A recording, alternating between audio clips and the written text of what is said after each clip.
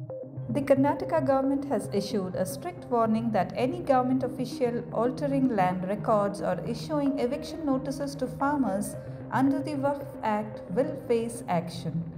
This move was taken under the direction of Chief Minister Siddaramaiah following complaints about land being transferred to the Karnataka Waqf Board. Revenue Department Principal Secretary Rajendra Kumar Kataria has instructed district officials to retract any previous orders. In a meeting chaired by Siddaramaiah, concerns were raised regarding eviction notices, particularly in Honwada village in Vijaypura, where the Waqf Board allegedly claimed rights over agricultural land. Industries Minister M.B. Patil confirmed that 423 eviction notices issued by the Waqf Board to farmers have been cancelled. He emphasized we will not allow the Waqf Board to claim ownership of farmers' land, religious sites or public property. Patil also accused the previous BJP government of targeting Waqf property encroachments and forming a task force for the purpose, stating that the current Congress government is correcting these mistakes. Law Minister H.K. Patil assured citizens that Karnataka's legal framework, including the Land Reforms Act, protects farmers' land rights and accused the opposition of creating religious divides. Deputy Chief Minister D.K. Shivkumar and Minister Zamir Ahmed Khan criticized BJP's JPC Chief Jagdambika Paul's visit to farmers, calling it politically motivated and misleading the public. Congress leaders claim the BJP is using the Waqf land issue to gain an electoral advantage in the upcoming Karnataka by-polls and elections in Maharashtra and Jharkhand. The Waqf land controversy has raised internal concerns within Congress, with about 24 MLAs writing to party president Mallikarjun Kharge urging swift action to prevent alienating non-Muslim voters. An FIR was also filed against BJP MP Tejasvi Surya and the editors of Kannada Dunya and Kannada News e-papers for spreading false claims about a farmer's suicide linked to Waqf property issues in Haveri. Siddaramaiah reassured the public that no farmer would lose their land due to Waqf claims. ಈಗ ಪ್ರಮುಖವಾಗಿ ಬರ್ತೀನಿ 4/1/2010 ಅಂದಿನ BJP ಸರ್ಕಾರ ಈ ಒಂದು ಆದೇಶವನ್ನ circular ವಕ್ಫ್ ಆಸ್ತಿಗಳಿಗೆ ಸಂಬಂಧಿಸಿದ ದಾಖಲೆಗಳನ್ನ ಕ್ರಮಗೊಳಿಸುವ ಅಪ್ಡೇಟ್ ಕುರಿತು ಕಂದಾಯ ಇಲಾಖೆಯ ಜಿಎಸ್ ನಾರಾಯಣಪ್ಪ ಅವರಿಂದ ಸುತ್ತೋಲೆ. ಯಾರ ಕಾಲದಾಗ ಹತ್ರ ಯಾವ ಸರ್ಕಾರ ಇತ್ತು?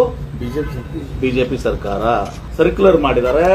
ಬಹಳ ಡಿಟೇಲ್ಡ್ ಅದ, ಒಳಗೆ ನೋಡಿದ್ರೆ ಗಾಬರಿ ಆಗ್ತದೆ. ವಕ್ಫ್ ಆಸ್ತಿ ಸಂಬಂಧಿಸಿದ ದಾಖಲೆಗಳನ್ನ ಕ್ರಮಗೊಳಿಸುವ ಅಪ್ಡೇಟ್ ಕುರಿತು ಕಂದಾಯ ಇಲಾಖೆ ಕಾರ್ಯದರ್ಶಿ ಜಿಎಸ್ ನಾರಾಯಣಪ್ಪ ಅಂತ ಸರ್ಕ್ಯುಲರ್, ಅದು ಬಿಜೆಪಿ ಸರ್ಕಾರ 2010 ಸರ್ಕ್ಯುಲರ್. ಎರಡನೇದು 29/5/2010 ಅವಾಗಲೂ ಬಿಜೆಪಿ ಸರ್ಕಾರನೇ ರಾಜ್ಯದಲ್ಲಿನ ವಕ್ಫ್ ಆಸ್ತಿಗಳನ್ನ ಸರ್ಕಾರದ ಇಲಾಖೆಗಳು, ನಿಗಮ ಮಂಡಳಿ ಮತ್ತು ಸ್ಥಳೀಯರು ಅಕ್ರಮವಾಗಿ ಒತ್ತುವರಿ ಮಾಡಿಕೊಂಡು ವಕ್ಫ್ ಆಸ್ತಿಗೆ ಅಪಾರ ನಷ್ಟ ಉಂಟಾಗಿದ್ದು ಕಂಡು ಬಂದಿದ್ದು, ಅಂತ ಅತಿಕ್ರಮಣ ನೋಟಿಸ್ ನೀಡಿ ತೆರವುಗೊಳಿಸುವ ಬಗ್ಗೆ ಸರ್ಕಾರದ ಮುಖ್ಯ ಕಾರ್ಯದರ್ಶಿ ಎಸ್.ವಿ.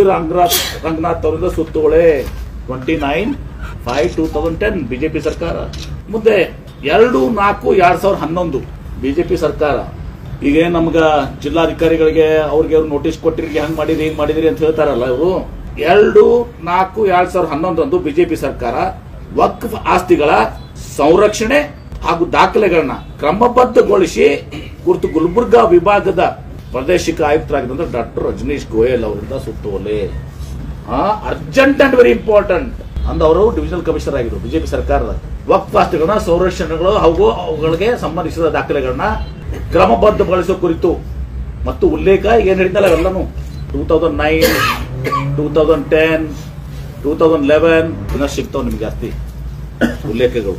29/8/2020 ಬಿಜೆಪಿ ಸರ್ಕಾರ ವಕ್ಫ್ ಆಸ್ತಿಗಳ ಭೂಮಿ ತಂತ್ರಾಂಶದಲ್ಲಿ ಫ್ಲಾಗ್ ಮಾಡುವ ಕುರಿತು ಸರ್ಕಾರದ ಉಪ ಕಾರ್ಯದರ್ಶಿ ಭೂ ಮುಂಜಾಗ್ರತೆ ಭೂ ಸುಧಾರಣೆ ಕಂದಾಯ ಇಲಾಖೆ ಕವಿತಾ ರಾಣಿ ಆರ್ ಅವರ ಸುತ್ತೋಲೆ 29/8/2020. ಮುಂದೆ 8/1/2021 ಜಿಲ್ಲಾ ಮಟ್ಟದ ವಕ್ಫ್ ಆಸ್ತಿಗಳ ಕಾರ್ಯಪಡೆ ರಚಿಸಿ ನಾ ಹೆಂಗ ಟಾಸ್ಕ್ ಫೋರ್ಸ್ ಮಾಡಾಕ್ತಿವಲ್ಲ. ಅದಕ್ಕ ವಕ್ಫ್ನಿಂದ ಏನಾರ ತಪ್ಪುಗಳಾಗಿದ್ರೆ, ಅನ್ಯಾಯ ಆಗಿದ್ರೆ ಅದನ್ನ ವಾಪಸ್ ಕೊಡ್ಬೇಕು ಅಂತ ನಾವು ಟಾಸ್ಕ್ ಫೋರ್ಸ್ ಮಾಡ್ತಾ ಇದೀವಲ್ಲ. ರಾಜ್ಯದ ವಕ್ಫ್ ಆಸ್ತಿಗಳನ್ನ ಸಂರಕ್ಷಣೆ ಕುರಿತು ಪೌರಾಡಳಿತ ನಿರ್ದೇಶನಗಳ ಸುತ್ತೋಲೆ ವಕ್ಫ್ ಆಸ್ತಿಗಳನ್ನ ಸಂರಕ್ಷಿಸಿ ಸುಲಭವಾಗಿ ನಾವು ಟಾಸ್ಕ್ ಫೋರ್ಸ್ ಯಾಕೆ ಮಾಡಿದೀವಿ? ಈಗ ರೈತರಿಗೆ, ಮಠಗಳಿಗೆ, ದೇವಸ್ಥಾನಗಳಿಗೆ ತಪ್ಪಾಗಿದೆ ಸರಿಪಡಿಸಕ್ಕೆ ನಾವು ಟಾಸ್ಕ್ ಫೋರ್ಸ್ ಮಾಡಿದೀವಿ. ವಕ್ಫ್ ಆಸ್ತಿ ಸಲುವಾಗಿ ಟಾಸ್ಕ್ ಫೋರ್ಸ್ ಮಾಡಿದ್ರು ಪುಣ್ಯಾತ್ಮರು. 27/2021 ಬಿಜೆಪಿ ಸರ್ಕಾರ ಗ್ರಾಮ ಠಾಣಾ ವ್ಯಾಪ್ತಿಯಲ್ಲಿರುವ ವಕ್ಫ್ ಆಸ್ತಿಗಳನ್ನ ಪಂಚತಂತ್ರ ಮತ್ತು ಈಸ್ವತ್ ತಂತ್ರಾಂಶದಲ್ಲಿ ಫ್ಲಾಗ್ ಲಾಕ್ ಮಾಡುವ ಬಗ್ಗೆ ಗ್ರಾಮೀಣಾಭಿವೃದ್ಧಿ ಮತ್ತು ಪಂಚಾಯತ್ ರಾಜ್ ನಿರ್ದೇಶಕ ಕೆ ಬಿ ಅಂಜನಪ್ಪರಿಂದ ಸುತ್ತೋಲೆ. ಗ್ರಾಮೀಣ ಮಟ್ಟದ ಆಸ್ತಿಗಳನ್ನು ಕೂಡ ಯಾರ್ದು? ಬಿಜೆಪಿ ಸರ್ಕಾರ.